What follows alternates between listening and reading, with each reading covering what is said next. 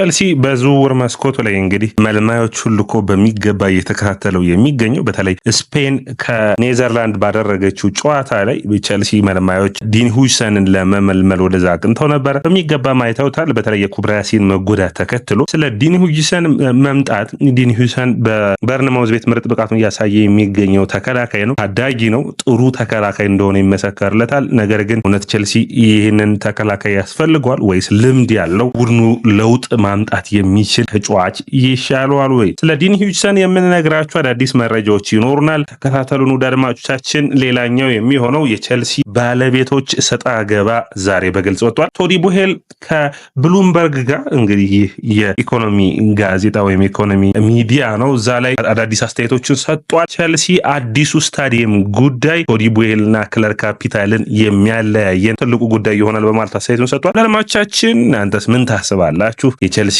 የሜዳ ጉዳይ አሁን ጠንካር ብሎ ወጥቷል። የቸልሲ ባለቤቶች ጭቅጭቅ ደግሞ ወይም ደግሞ የባለቤቶቹ የተለያየ ሀሳብ መያዝ ቸልሲ አትሊስት አንድ ባለቤት ቢኖረው ይሻላል። በአንድ ባለቤት መመራት፣ በሁለት ባለቤት መመራት ምንድነው የሚያደርገው? ኃላፊነት ላለመውሰድ ሁለቱም የሚወቃቀሱ ይሆናል። የቶዲ ቡሄልም የክለር ካፒታልም የአስቸጋሪ ጊዜያቶች ይጠብቁት ይችላሉ። ነገር ግን ምን ታስባላችሁ? ኮሜንት መስጫ ቦክስ ላይ አስቀምጡልኝ። ያያ ስፖርት ነው። ላይክ፣ ሼር፣ ኮሜንት ሰብስክራይብ ማድረጋችሁን አትርሱ። የቸልሲ አዳዲስ መረጃዎች በፍጥነት እንዲደርሷችሁ ያያ ስፖርት የደወል ምልክቷን በመጫን ቶሎ ቶሎ አዳዲስ መረጃዎችን በየቀኑ በምንፖስትበት ወቅት ይደርሳችኋል። የመጀመሪያው የሚሆነው እንግዲህ የቸልሲ መልማዮች በኔዘርላንድ እና እንዲሁም ደግሞ በስፔን ጨዋታ ላይ ተገኝተው ነበር። በሚገባ የቸልሲ ጥሩ ተጫዋች የሚባለውን ዲን ሁይሰንን ማየት ችሏል። ይህ ተጫዋች እንግዲህ አምና በሮማ ቤት በውሰት አሳልፏል።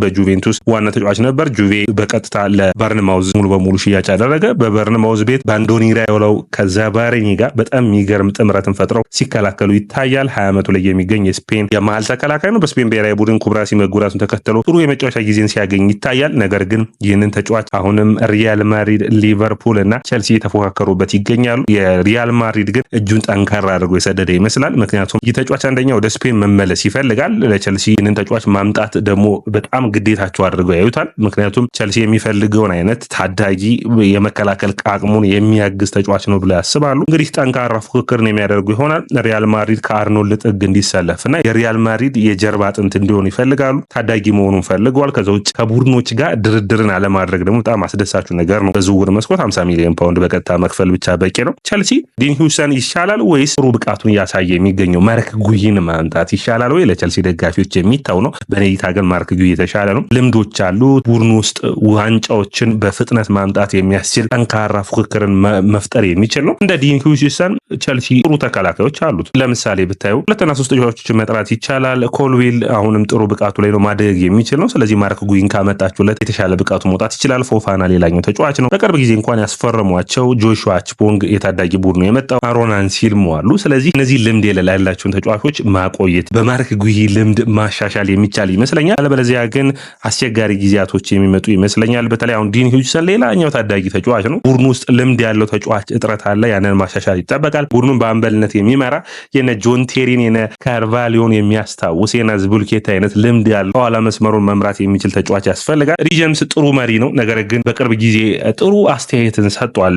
ጆን ቴሪ የኔና የሪሲ ጀምስ እይታ በጣም የተለያየ ነው በሚል ቡድኑ የሚመሩበት መንገድ ቮካል የሆነ ድምፁ በጣም የሚሰማ መልበሻ ክፍሎች ውስጥ ተጫዋቾችን የሚናገር አይነት መሪ ያስፈልጋል። ሪሲ ጀምስ በስራዎቹ የሚያሳይ አይነት መሪ ነው። ኤንዞ ማሬስካ በአንድ ወቅት በውድድር ዓመቱ ላይ ሲያነስ ውስጥ የምታስታውሱት ነው። የሪሲ ጀምስ ጉዳይ ትናንት በእንግሊዝ ብሔራዊ ቡድን ያስቆጠረውን ቅጣት ምት እንዴት አያችሁት? አስደማሚ ብቃት ነው። እንግዲህ የቶማስ ቱሄል እና የኤንዞ ማሬስካ ውይይትንስ እንዴት አያችሁት? እንግዲህ ኤንዞ ማሬስካ ከመጀመሪያው ቀን ከመጣው ጀምሮ ሪሲ ጀምስን የማየውም እንደ አማካይ ተጫዋች ነው ብለው ነበር። ቶማስ ቱሄል ደግሞ ይህ በፍጹም የማይሆን ነው፣ ይህ ተጫዋች የመስመር ተከላካይ ነው ብለዋል። የአማካይ ሚናው ላይ የሚያግዘው ነገር ይኖራል፣ ነገር ግን ትክክለኛ ቦታው የመስመር ተጫዋች ነው በማለት ነው። ቶማስ ቱሄል ሙሉ በሙሉ እምነታቸውን በመጣላቸው በዚህ ተጫዋች ላይ ትናንት አስደናቂ ብቃቱን ያሳየው በጣም ያስደስት ነው። እንግዲህ ለቸልሲ ደጋፊዎች ይህ ተጫዋች የማይጎዳ ከሆነ በተለይ ያለፉትን 2 ዓመታት ከጨዋታው መጠናቀቅ በኋላ በጋዜጣዊ መግለጫ እንደተናገረው በጣም የሚያሳዝኑ ጊዜያቶችን አሳልፏል። ነገር ግን አሁንም ጊዜው አልረፈደም። ሪሲ ጄምስ ገና ታዳጊ ተጫዋች ነው። ብዙ ነገሮች በቸልሲ ይጠብቁታል። እነዛን ብቃቶቹን ማሳየት ግድ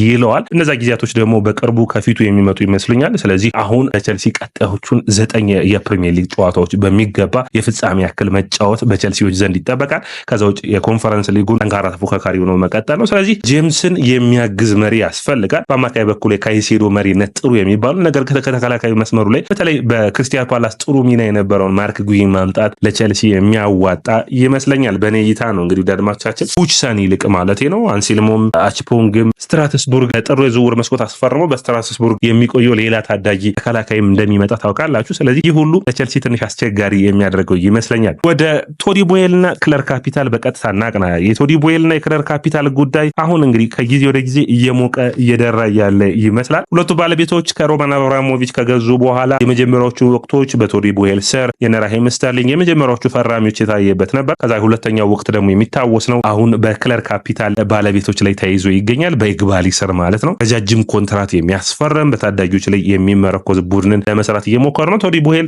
ስለ ቡድኑ ውጤታማነትና ስለ ቡድኑ ሁኔታ ተጠይቀው ነበር። ጋዜጠኛዋ ጥሩ ጋዜጠኛ ነው የጠየቀቻቸው። በቀጥተኛ የሚመስል ነው። ስለ ቡድኑ ምን ታስባላችሁ የሚለው አሁን በቦርድ ደረጃ ተስማምተናል፣ እቅዳችንን አቅርበናል። አዳዲስ ተጫዋቾችን ረጅም ኮንትራት የሚፈርሙ በእነዚህ ተጫዋቾች ቡድኑ እንዲያድግ ነው የምንፈልገው በማለት አስተያየታቸውን ሰጥተዋል። ከዛ ውጭ እንግዲህ እቅዶቻቸውንም ተናግረዋል። አሁን ለኮንትራቱ ስላሉበት ሁኔታ ተጠይቀዋል። ቸልሲ እናንተ ከገዛችሁትና አሁን ካለው ሁኔታ እንዴት ታዩታላችሁ ተብሎ ነበር። ቸልሲ ዋጋ አልቀነሰም ወይ ተብሎ ነበር። አዎ ያለን ሁኔታ ወይም ያለን ማርኬት ቫልዩ ወይም ደግሞ ያለው የቸልሲ የገበያ ሁኔታ የማሊያ ስፖንሰሩ ያለው ከገዙበት ከ4.2 ቢሊዮን ፓውንድ አንጻር ቅናሽ እንዳለው ተናግረዋል። ነገር ግን አሁንም ትልቅ ለውጦችን እንደሚያመጣ ያስባሉ። እነዚህ ታዳጊ ተጫዋቾች የምንመለምላቸው የቸልሲን ደጋፊዎች በደቡብ አሜሪካ አካባቢ እንዲጨምር ለማድረግ ነው በማለትም አስተያየቱን ሰጥቷል። ቶዲ ቦዬል እንግዲህ ቶዲ ቦዬል ጥሩ የሚባለው በኔ እይታ ለቸልሲ ደጋፊዎች በጣም ወደ ሚዲያ ወጦ መናገር ጥሩ የሚባል ነው። ባለቤቶች ከሚዲያዎች ጋር የሚያደርጉት ግንኙነት በጣም አስፈላጊ ነው። በቅርቡ የማንቸስተር ዩናይትዱ ሰር ጂም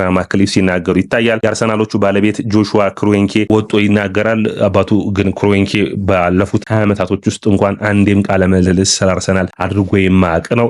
አሁን ቶዲ ቦዬል ቃለ ምልልሶችን ያደርጋል። ክለር ካፒታሎች ወጣው እና ኢግባሊ ሲናገሩ አይታይም። ይህንን ማሻሻል ያለባቸው ይመስለኛል። ነገር ግን አንድ ቀይ መስመር ሰርቷል። በእኛ በሁለቱ ባለቤቶች መካከል ትልቅ ችግር የሚመጣው አለ በስታዲየሙ ጉዳይ ነው ብሏል። የቸልሲ አዲሱ ስታዲየም ጉዳይ አወዛጋቢ ሆኖ እንደቀጠለ ነው። አዲሱ ስታዲየም ጉዳይ የሚያለያየን ጉዳይ ይሆናል በማለት ነው። እንግዲህ ቶዲ ቦዬል እዚህ ቡድን ውስጥ ብዙ ገንዘብ ፈሰስ ተደርጎ ቡድኑ እንዲገነባ ይፈልጋል። ክለር ካፒታል ደግሞ ሁሌም ትርፋቸውን የሚያስቡ ባለቤቶች ናቸው። ቸልሲ ሁለት ሀሳብ አለው በስታዲየሙ በኩል አንደኛ ሪኖቬት ማድረግ ነው ወይም እንደ አዲስ መልሶ ግንባታ ማድረግ ነው የስታንፎርድ ብሪጅን፣ ያንም ደጋፊዎችም ማሻሻል ነው። ነገር ግን የቸልሲ የሜዳ ባለቤቶች ቸልሲ ደጋፊዎች ናቸው። ያንን ደጋፊዎችን ማሳመን ይጠበቅበታል። ካለበዛ ደግሞ ወደ ሌላ ስታዲየም ማቅናት ነው። በሁለቱም አጋጣሚ ግን ቸልሲ በሌላ ስታዲየም ላይ ለአንድና ለሁለት ዓመታት መጫወት ግድ ይለዋል። ወደ ዌምብሌይ ሊያቀና የሚችልበት እድል ይኖራል። ቸልሲ ከዚህ አካባቢ ወይም ስታንፎርድ ብሪጅ አካባቢ ራቅ ብሎም ሊሄድ የሚችል ይመስለኛል። አትሊስት 120 ዓመታትን በዚህ አካባቢ አሳልፏል። ነገር ግን ቸልሲ አሁንም ሌላ ትልቅ ስታዲየም መገንባት ያለበት ይመስለኛል። ምክንያቱም አንደኛ ትልቁ ምክንያት ለቸልሲ ደጋፊዎች የተሻሉ ተጫዋቾች እንዲመጡ ከተፈለገ ስታዲየሙ ከፍ